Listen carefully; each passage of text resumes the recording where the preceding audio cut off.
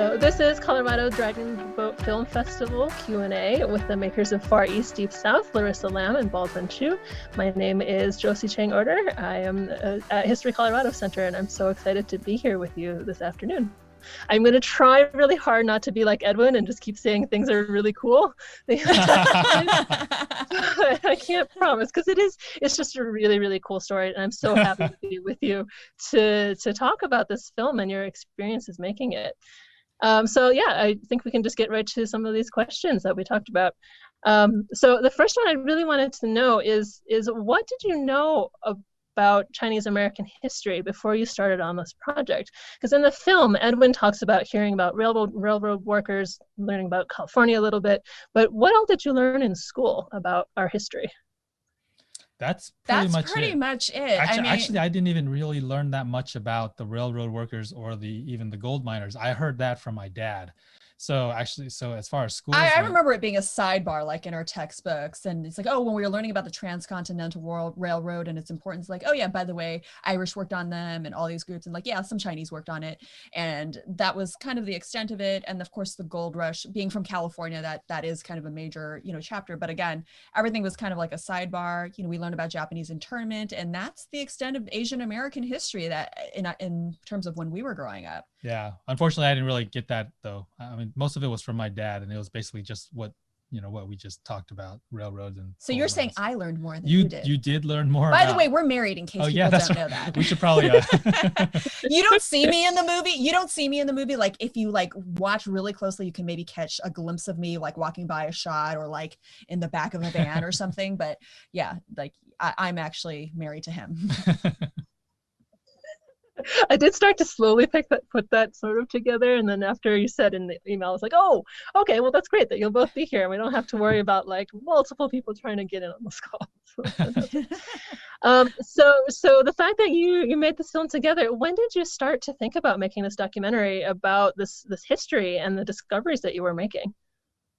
Well, actually, I didn't even want to. I thought it was just going to be a home family video, just to hopefully educate my daughter someday and have some sort of archival, something for our family. Yeah, well, everybody takes vacation videos. And I think the wheels started to turn for me when we stepped into that museum.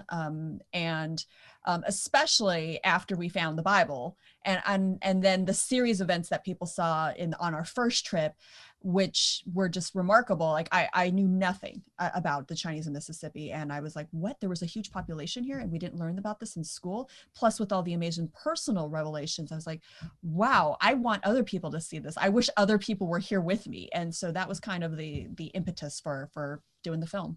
Yeah. For me, I was just focused on our family. So it wasn't even a thought in my mind to turn it into a documentary film. But I guess with Larissa kind of lurking in the background, I actually kind of told her to leave us alone.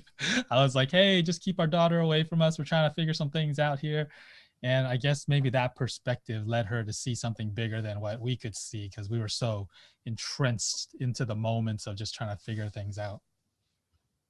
It's really fascinating to me that moment with the Bible is the thing that really clicked for you as this is what we got to tell, because obviously I work in a history museum, and so any moment where you were in the museum, it was like, look at what we can do, what the kinds of things that museums can provide for people. So that was really very cool.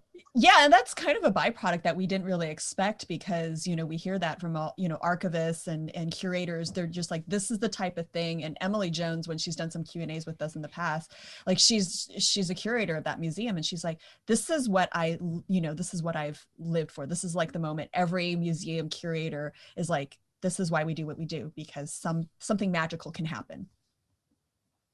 Yeah, it's a really incredible piece.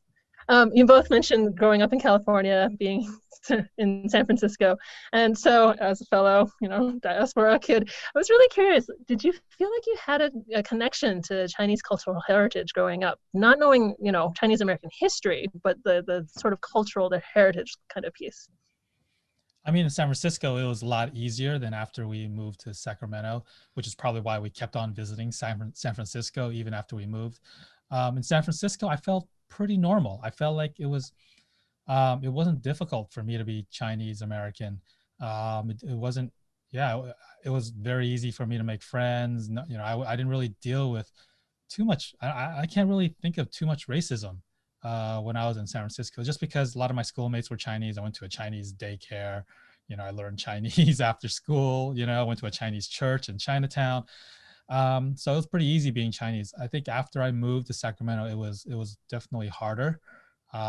We purposely went to a Chinese church, I think, in Sacramento, just so that we could continue to have a feeling that we belonged. So yeah, and I think for me, I actually grew up in the LA area, so I had a little bit of a different experience. I lived in the suburbs, in a suburb called Diamond Bar. My parents were very good about instilling some of those cultural things like Chinese New Year, and they spoke Chinese at home, and we went to Chinese restaurants and all that. But I think personally, I actually rejected my culture very much because I saw that the cool kids, the popular kids, they were white. The predominant cool thing was not to be Asian. We were made fun of. We were kind of treated a little bit second class, or like foreigners, that we didn't really quite belong. And so for me early on, I actually rejected very much my Asian culture. And it wasn't until, after I was an adult, after college, that I started to come to embrace my heritage and understanding that it was special and it was unique. So I want to get into the film, obviously, and spend a lot of time talking about this story. So kind of the big picture for this, for me, was very much around the Chinese Exclusion Act. And it's such a big part of the film, and it really has a lot of impact on a lot of stories, not just the stories of Chinese Americans, but really the impact is on all of Asian American diaspora, from that time on. So can you speak to learning about that impact and how that really helped shape the direction of the film?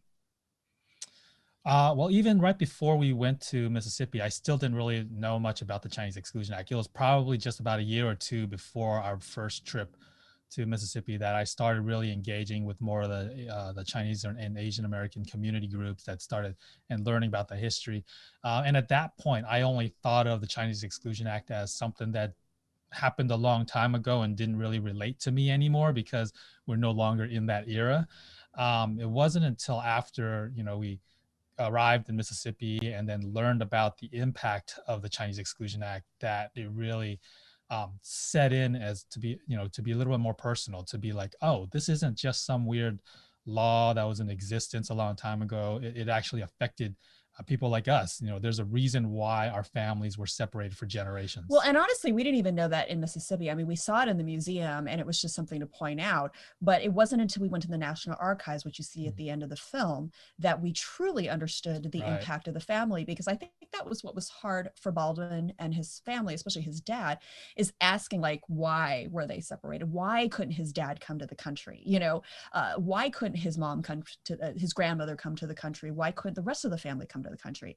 And then you start to realize it wasn't so simple, and that the Chinese Exclusion Act had so many restrictions that it made it difficult for families to come over. And and again, what was tragic in this situation is we find out Baldwin's great-grandfather was born here, and then by derivative birthright, his grandfather was also a citizen. And so they should have had every right to bring in their family as citizens, but yet because of the Chinese Exclusion Act, they were not able to. So I think, and again, also learning that it wasn't just the Chinese, that it was, by 1924, it was a whole host of countries in the Asiatic bar zone that were not, and even those in southern and Eastern Europe, and even parts of Africa, that were not allowed to come in. So that was really the immigration impact of the restrictive system. That was very, very eye-opening for us. Yeah, definitely. And to kind of continue with that political landscape, the part where you're discovering that Senator Eastland was the person who supported your dad's entry and your great-grandmother's entry, but he was also a segregationist. Like, when that part hit in the film, I was like, yeah, I mean, that story is so complicated, and it really, highlighted just how complex it is to think about race, and how difficult it is to try to navigate all this racial identity when you have this political landscape that's also really thinking about, like, the utility of Chinese as immigrants, the utility of Chinese as workers. So what I wanted to get into quite a bit, just sort of from my own experience and interests, is the relationships of the Chinese community with their white and black neighbors in Mississippi.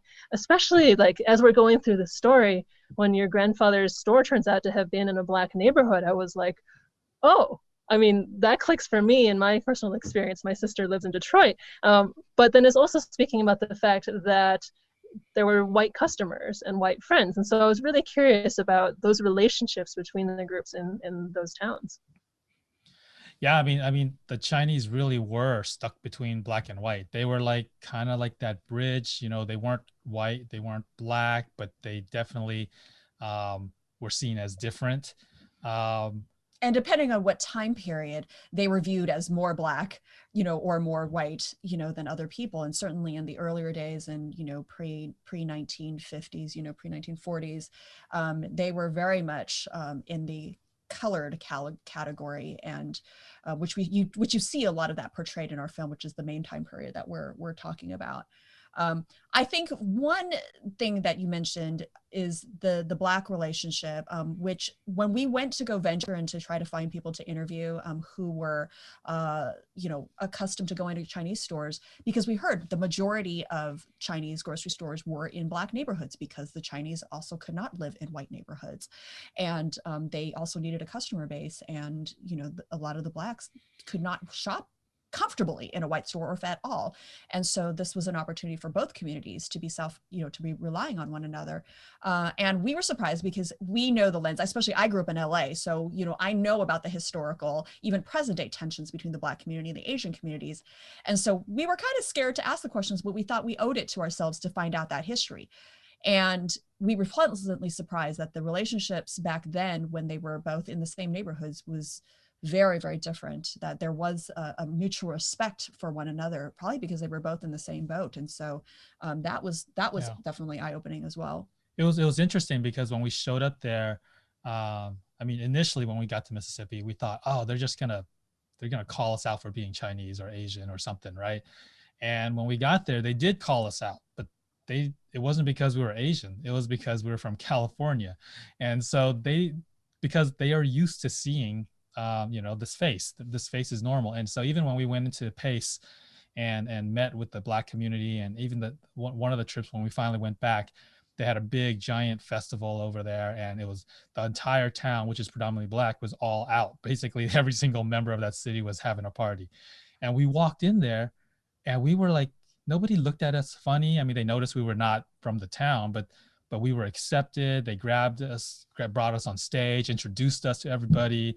You know, took us, the mayor Lavon Jackson took us into his house, which was right behind, you know, town hall, and made us barbecue. And it was like very normal for them to. Yeah. And I think the point of this too is, you know, even with the white community, there was this, you know, this macro, you know, thing going on with the laws, right? And the discrimination, and not to say that people weren't racist, because obviously they clearly were, because racist people make racist laws.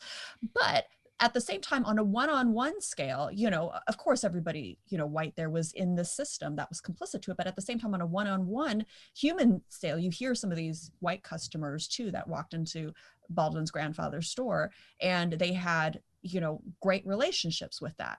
And even with Senator Eastland. And even Senator Eastland, I mean, I don't think they weren't friends with Senator Eastland. It was Senator, we found out, and it was kind of a long story to include in the film, but Senator Eastland's aide was friends with Baldwin's grandfather.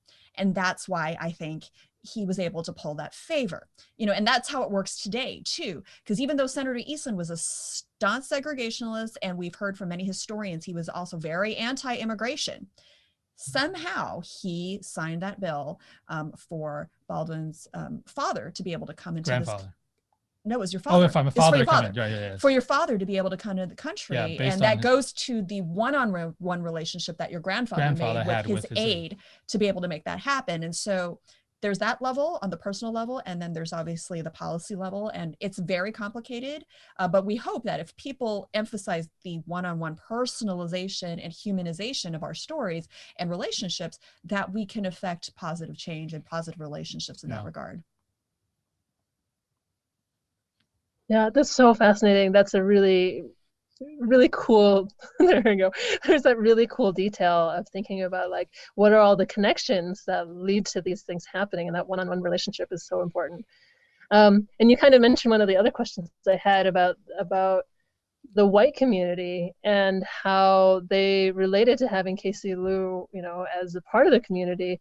And it was interesting to kind of have in my mind this mental, like really occupying that middle space of like, they're not speaking about the relationships with Black community members, and the Black folks aren't speaking about relationships with white community members, that they're talking into this kind of middle ground that's been established by that community. Yeah, and I think the other thing that was interesting is you also hear testimony from some of our, Chinese Mississippians, is that, again, not every person was friendly. A lot of the teachers, one of Stan Liu, I remember his story, and even David Dunn, it was just like the teachers, even though no matter how well they did in school, they were still, punished for it. They weren't acknowledged. Or we even heard, I think Stan's brother, he should have been valedictorian in his class, but because he was Chinese, they didn't allow him to be valedictorian. So, as much as there was maybe some neighborhood friendly relationships, but there was still a whole host of hostility, towards those who were not white, in the South in certain situations. That leads perfectly into my next question about the schools, because that whole segment was really interesting. There's an education professor who's out of the University of Wisconsin, Madison, who has written, her family, I think, is from the Mississippi area as well, that she's written about how Chinese parents really fought to get their kids into white schools. And sometimes they were successful, and sometimes they wound up in the segregated mission schools that you all were talking about. Did you encounter, and this is kind of the wild card part of that question, is did you encounter anybody who was trying to integrate Black schools? I don't think we had any personal dealings we did hear of somebody recently who did attend a Black school, but what we heard from them is why the Chinese parents weren't keen to send their kids to the Black schools. It wasn't because they were Black for the color of their skin. It was because separate but equal was not really equal, and the Black schools were inferior in terms of facilities, the teachers, and even the Black community were like saying the same thing. So they didn't have a choice, right? So the parents were wanting another option, or really obviously trying to find a way. And, of course, socially, I think they didn't fit in. But again, it wasn't because they were against the Black community. It was just because the facilities and the teaching and the education was inferior. So they sought out something better, because for them that was a huge important part of how they thought they were going to get out of that situation of being discriminated against. Is like your future, it's just really like it is today for like immigrants. It's like education is your way out, right, of poverty. It's the way out of this neighborhood. It's the only way you're going to succeed is to get an education. Can you talk some more about the mission schools too, that particular piece? Because I think, we I think from all of our experiences, we do see that kind of experience of kids who are going to Chinese churches, kids who are going to kind of, this additional separate piece that's happening that is a form of segregation, but might be also in some cases, I think today, more of like a self-segregation kind of thing. But I'm kind of curious about like how those mission schools functioned and how folks like felt about being in those kinds of spaces.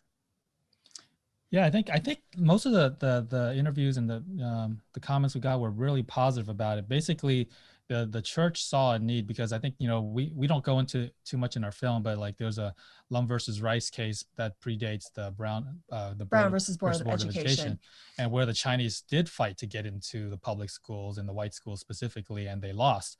So the churches basically saw that, well, you had these groups of Chinese people, what can they do? What can they do to help them out? And for them, it was part of their mission, to reach out. And so they started these mission schools. They found volunteer teachers that were all white to educate the students. Yeah, I mean, I think from the outside, there is a gratefulness for this being established, but also talking to some of those, Chinese Mississippians, it was not ideal because you had grades 1 through 12. So imagine a first grader and a senior in high school, all in with one teacher, and they were in this one. I mean, it was all they knew and the option that they had at the time. So they kind of got used to it. But now reflecting upon it many years later, a lot of them, we didn't get to include a lot of those reflections. But the fact that, it was just not an ideal situation, but they made it, work for what they could, because that's all they had.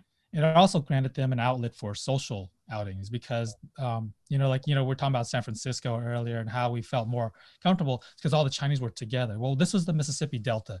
There was no Chinatown per se there, right? You'd have a few grocery stores with Chinese resident, grocery owners and residents living there. But then the next group of Chinese people would be another 5 miles away in the next city, and then another 5-10 miles, and then another 5 north and south, all along the Delta. They'd just be spread out. So how do they actually build community when they're all spread out, right?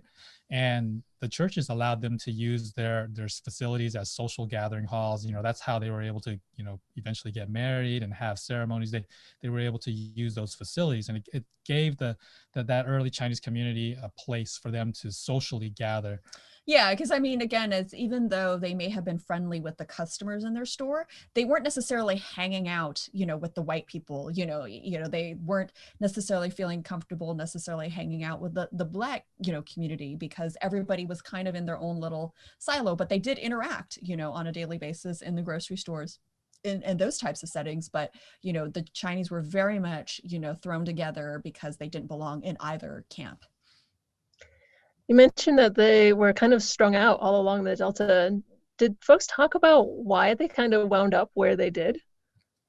Well, it's just opportunity. It was opportunity, but the Delta is mainly farm. It's very rural, and so rural in the sense it's obviously got farming and cotton and all those other soybeans and other crops, and so they're spread out by nature of the geography, and so that's why you had to have towns in near every farm. And so they went there because they heard about the opportunity. I mean, initially you see in the film, the Chinese were initially brought in to replace plantation workers after the slaves were freed. But over time, and I think that's probably how your great grandfather wound up based on our findings is, somebody told somebody that knew them, like, hey guys, the Chinese grapevine, whatever you want to call it, they told them, it's like, there's an opportunity here, that we could start, or somebody's family member was already there and they wanted some additional help.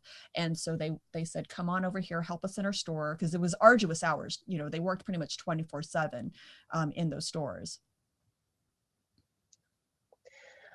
We've got just a little bit of time, so I did want to hit up a couple of these last questions. One I didn't send that I thought of later was that your dad, Baldwin, gets so emotional in the film. And it's a little bit of a stereotype and a little bit of a truth, I think, that for Chinese men, Asian American men, that having that level of emotion, like being that physically emotional, it's not something that I think happens a lot. And so I was wondering if you could speak to what it was kind of like for you to sit with him in that space where he's crying and is visibly very upset about this long history that he's had. Well, to be honest, he was not sitting in front of me crying because I am not allowed to see him do that, probably. I was kicked out of the room because my dad doesn't, like in the film kind of talked about, he didn't talk to me or my brother much about it. And I mean, you were there when the Bible happened, but right. All the interviews where the one-on-one, all the interviews one-on-one, that was just me and him. Yeah, I got kicked out, and I don't think he would have broken down and talked about it. He does a little bit more now that, it's out in the open. But at that moment, like those one-on-one interviews where he's talking about the Heavenly Father and his father and grandfather and passing away, and never having a father. Those are things that I think were really deep down, personal things that he had buried away that it took him a lifetime to really get over. It's kind of, and many of those stories, it was the first time you actually had heard about those stories, is when I captured them on camera for the film. And I mean, there's a moment in the museum that we don't see because something happened with our camera where after we found the Bible, he was just sobbing uncontrollably for like 5 minutes in a corner because he was just so overwhelmed with emotion. And we kind of portrayed it in the film where it was a journey for him to process. It took him, it took us several years to make the film from the first trip we took to Mississippi. And I think the whole time it's been a process for him to, realize, like, okay, I'm going to make peace with the fact that, you know, I couldn't grow up with my father, but it's hard, you know. Finding the Bible was a great connection to him, but it didn't replace the 70 plus years he grew up without a father. And I think that, you know, I think we've made it better because now he understands why, because he kept questioning, well, why did he have to leave me? Why did he have to leave me? And I think now he kind of knows it wasn't because he wanted to, it's just the circumstances beyond his control. And I hope when people watch, especially those in the Chinese community or Asian community that have, you know, those stereotypical families and fathers like that, I hope it opens up their eyes, or maybe their opportunities to be a little bit, to allow themselves to be a little bit more emotional. Because I mean, me and my brother grew up, you know, we're two boys, right, in a family. My dad's in the military, you know, we get in trouble, you know, and he gets angry at us, and we see a tough guy. You know, my brother would always joke around saying like, oh, he's a killing machine, you can't do anything with him, he's like this tough guy. And you know, we try to arm wrestle him and we'd never win, you know. And it was stuff like that where, so but then to see my dad actually break down, and I was afraid that he wouldn't want us to show the film because it was like, oh, I showed him crying so much. There's, you don't understand, that was only like half of the scenes. Like there's so like half of the other interviews that you guys didn't see, like there's a lot of crying involved too. Yeah, so we were worried that he wasn't gonna let it happen, but I hope it does allow people to watch it and be like, hey, it's okay, you know, like it's okay to think about your past. It's okay to reflect on some of those hardships, and it's okay for you to tell the next generation and the next generations after that what you had to go through. I mean, it's different than the going uphill or up and down for school, you know, and in the barefoot in the snow. 6 miles in the snow barefoot. It's not like that, right? It's like, this is real stuff, right? And for our youth to not be able to be a part of that understanding of that history and to know the hardship that you went and endured, it's kind of a disservice to me, to my daughter, to the future generations, to not know about all the things that happened to pave the way to make it easy for us today. On that note, what's something that you hope that your daughter does take away from this journey? I definitely want her to be proud of who she is.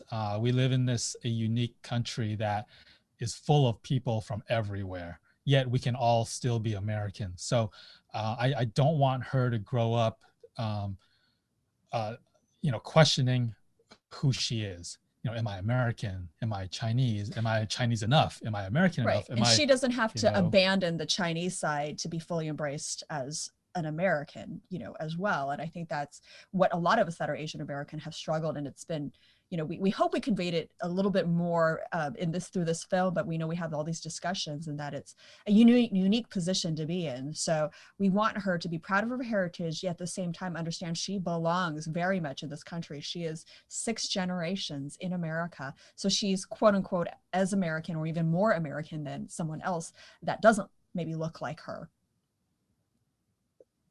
Yeah, that long history, discovering that your great-grandfather was born in San Francisco, it just blew my mind at the end, just to be able to be like, yeah, we really do have this incredibly deep history. It may not be everybody's story, but it is your story, and it's just a really amazing connection to have there. I do have 2 more questions. I think we have time for these. Do you have suggestions for Chinese Americans or Asian Americans who want to learn more about their family history? Yeah, absolutely. One, you can also go to our website, fareastdeepsouth.com. We actually have a resources page where you can find several resources. National Archives is one of them, that if you do have family members who might be, you know, who have left or traveled from during that time, the Chinese Exclusion Act. I'm not saying it very well, but they travel that their files may be in the National Archives, just like our files are. There's also several books that are from our authors from our film, John Zhang, Jane Hong, Dr. Gordon Chang too. All 3 of them have books that we have listed as resources if you want to plunge more into some of that Asian American history. And we definitely would welcome you to subscribe to our regular newsletter. We do events and educational panels constantly regarding these topics to go further into what we couldn't put in the film, because, you know, there's so much more history, and we definitely want people to know that. Or you can get 3 minutes of Asian American history by watching our music video, Asian Americans Make History, which is also on our video page. We're music artists, for those of you who don't know, and we did a spoof of the Hamilton song.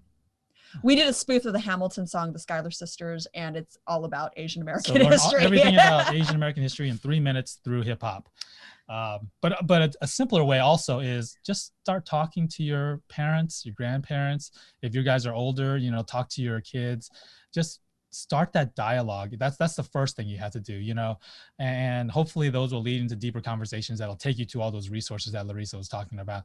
But you got to start somewhere, and that you got to just don't be afraid to ask, and don't be afraid to tell.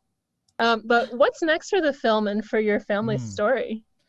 Ooh, that's a good question, especially you guys being in Colorado. Yes. So you guys watched Far East Deep South, which you know is my dad's side of the story. Recently, we decided to finally ask my mom what's going on in her family. We didn't know. My mom didn't know really either. The reason I asked her was I found this email buried in all our stuff, and I was filing them, and I saw this email from my mom that was forwarded from my uncle, and it was a document from Denver, Colorado. 2 pieces of It was a lawyer that was writing to my grandfather, a white lawyer, and then a certificate of residency, and for your great-grandfather, maternal great-grandfather, on my mom's side. And then we found out that, so I contacted my uncle, and he was like, oh yeah, we have both of those documents here in, I think it's in Malaysia right now. And he said, like, your great-grandfather was a Chinese railroad worker, and he worked on the Transcontinental Railroad, and he finally made his way down to Colorado. After the Transcontinental Railroad was completed, they started going north and south. They ended up in Colorado. He went back to China, just like all Chinese people tried to do when they wanted to get a family. And he was not allowed to come back, even though he had proof. So he had the certificate of residency listed Denver, Colorado as his residence. And so that's why we have a big motivation to come out to Denver in person. We're disappointed we can't be there, you know, in real life right now, but we understand there used to be a Chinatown in Colorado, and most likely your great grandfather was part of that community. And so, yeah, we have a story possibly for our next film, for one, but also our main goal with the film is to educate people about the broader history that Asians in America have been a part of. And certainly we signed with a distribution company called New Day Films, which is specializes in education. So our goal is to get the film into, you know, every school, every university, so that it is now integrated into regular American history whenever we're talking about the American South or segregation. So if people are interested, or immigration, or a whole host of other, you know, areas, American studies, etc. And so you can go to our website. You can go to our website, Far East Deep South, for more information, or our distributor, newday.com, to get that. But certainly we hope to stay connected with everybody. You can follow us on social media, on Instagram, Twitter, on Facebook. And again, go to our website, fareastdeepsouth.com, to get all that information and to get regular updates from what's going on with our film. That's fantastic. The thing that I'm very excited to hear that you're going to be looking into is when I moved to Colorado several years ago, learning that Denver had a Chinatown and then starting to try to look for it is just such an interesting missing piece of our history. That there are folks, Dr. William Wei, who's out here, has done a lot on Chinese American history. And so yes, I hope to connect with him too. I did look him up really quick because he did do a book on that. So. Oh, we forgot to make one other announcement for what's in the future. Yes. We are going to have our film broadcast on PBS, on America Reframed and World Channel in May. It's not going to be the same version you guys saw, so you guys got to see the extended version. But it will be a slightly shorter version. So be sure to tell your friends, and we're excited about that. Awesome. Well, thank you so much for joining us. I'm really excited that everybody got a chance to check out this film, and so happy to have a chance to talk to you today. Thank you for having us.